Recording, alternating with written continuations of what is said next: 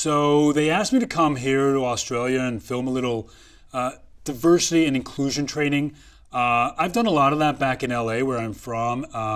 We're very integrated there and we have a lot of cultures living together. But then when I moved to New York, it's a whole different experience, right? Because that's like a global city, you know what I'm saying?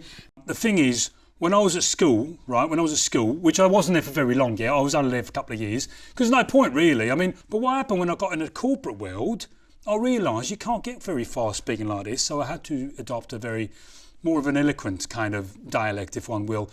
And I realised that suddenly a glass ceiling that had been there had suddenly been removed by some miraculous intervention. So I applied for a job at the Foreign Office, and they sent me, my first assignment was to Paris, where I live for some time. Et donc, j'ai resté là-bas pour quelques années. Et après ça, j'ai déménagé en Espagne. And I was in Spain for a while, trying to learn how to speak Spanish. Apparently, I learned Castilian Spanish with a lisp, when they say cerveza in Barcelona and Valencia. And it's not a really big advantage when you speak like that, because if you go to Latin America, it's totalmente diferente, no?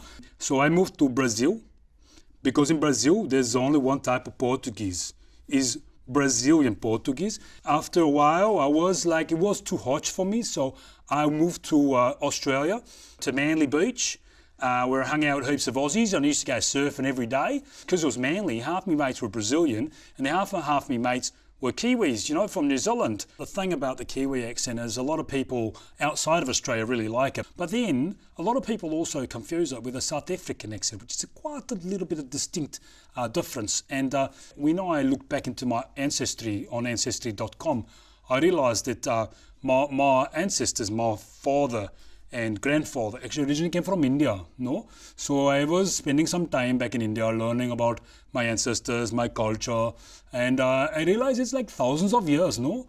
Of one of the oldest civilizations in the world, and yet we are still looked down upon in many parts of the world.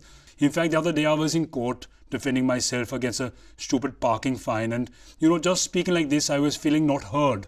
So I had to change into a Scottish accent because suddenly the magistrate, who was British, decided that he might actually listen to me a wee bit more. So what I'm saying to you is, that I've learned over the course of my time that people can judge you from the way you speak. Forget how you look, but when they hear how you speak, they can judge where you're born, where you grew up, who your family is, what you think, what your interaction with the rest of the world is.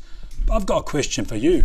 Having heard me speak in so many accents in the last couple of minutes, which one do you most resonate with? Which one would you like as part of your team? Which one would you hire?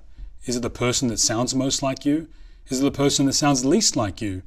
So many questions of something so trivial that can change in an instant.